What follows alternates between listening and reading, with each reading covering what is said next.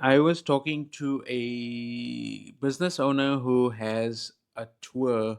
They're a tour operator, and she was saying that before ChatGPT, her team, her staff, because they're Vietnamese and they don't speak much English, were able to respond to maybe 10 messages per day, potential clients, leads. And now with ChatGPT, because of its ability to very quickly give answers, one person is able to respond to 100 people, 100 emails, as opposed to 10. That's 10x the productivity. It's nuts. And she says that the customers like the ChatGPT responses better. And by virtue of the fact that she's now sending out that volume of messages, there's more referrals, there's more business, the company's growing. Service businesses are in a very unique position now, because if you travel in the UK, if you travel to to the US, or other parts of the world, there's a lot of automation going on. There's a lot of companies that are downsizing, getting rid of their workers, essentially human beings in key positions, or what they thought were key positions, and replacing with robots, or replacing with AI enabled machines in some way. And like, for example, I went to the UK last year, and I went to, I think it was Morrison's, and I wanted to buy some stuff, right? Protein bars, or no, like something for my lips or whatever, just general groceries. And I had to check out myself. I had to figure out how to use the till, where to scan the things. I had to find the barcodes on all the products, and I had to pay tapping my card myself.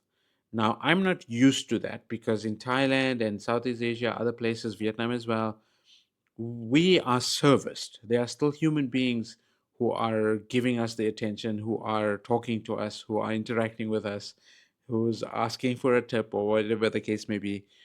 And the machines are just not as involved yet. Automation will make things cheaper, and the companies will benefit, and they'll profit from those systems and those interactions. But the businesses that recognize that human to human contact, human interaction is still required, human interaction is actually now going to become a feature and a benefit for customers. I think service businesses who are able to figure out what their pricing structure is, and realize that they can charge a premium if they don't automate.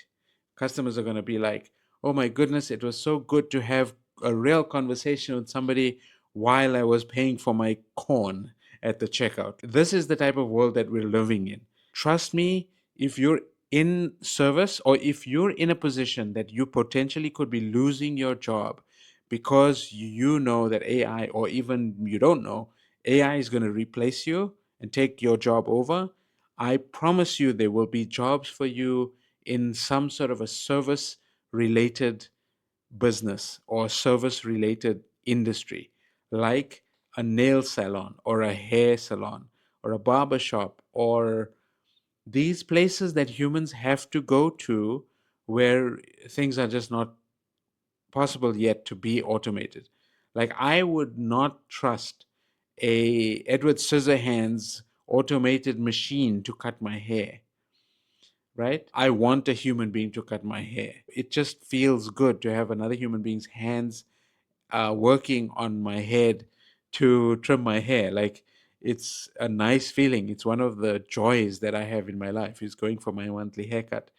And I try to find a new place every month to cut my hair. So that's a thing that it's an activity. I turn it into an activity. And then secondly, it's when you actually interact with the person, you get to see them smiling.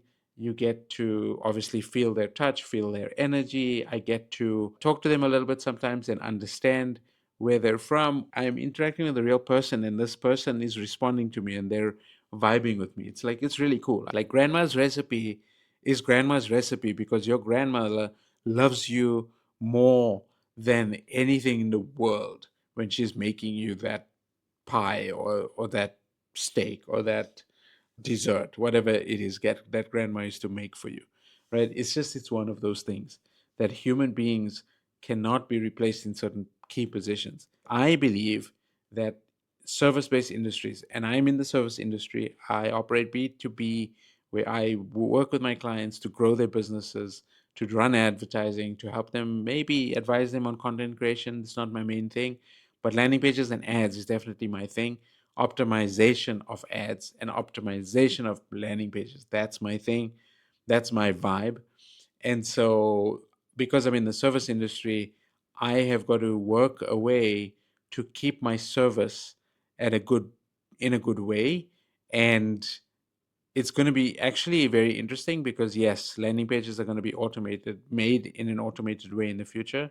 Of course, Shopify will at some point come out with a landing page builder where you can just prompt the AI or even speak to the AI and say, hey, I want this page done in this way. I want this element on this page. Here's an image. Here's a video of something I saw, blah, blah, blah. And it's going to go be able to create that for you. But human beings are still going to be involved to a certain extent, I believe. And so, from a service point of view, business owners may not always be involved in the direct marketing thing, but I believe that marketers do need to be educated, or business owners do need to be educated on how the marketing works and how the systems work. And they need to be up to date in terms of how do these new tools and these new systems work and function, and how can they leverage these systems and these tools to be able to give them a better return on ad spend, give them a better conversion rate, help them grow their business to a point where they actually are helping more people, right? How can this tour operator that I spoke to yesterday leverage these tools and leverage the systems that we have access to be able to help her customers, give people a really good experience here in Da Nang, because she operates mostly in Da Nang. But I reminded her that the bigger picture is, if she gets more customers flying into Da Nang because of the service that she's provided, then the economy from a tourist point of view also grows. And every single business that we are interacting with as tourists, when we come to a place, whether we are dropping money for a cup of coffee or we're dropping money for a new bag, these interactions that we have when we travel, if the tour operator is involved in actually bringing people into the country, then she has the ability to grow the economy of the country, of the area, of the region that she lives in. It's an amazing thing.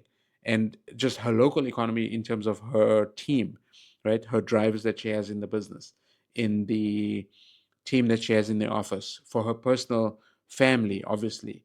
As the business owner, she's taking the risk, she should get the most reward. But there are people who are helping her, the drivers, right? Everybody that's involved. It's like there's always going to be a ripple effect when a business owner grows their business, and it's going to impact a lot more things. Obviously, the impact may be less and less as the ripple gets bigger. If many people are causing ripples, then the entire economy grows because of that one ripple.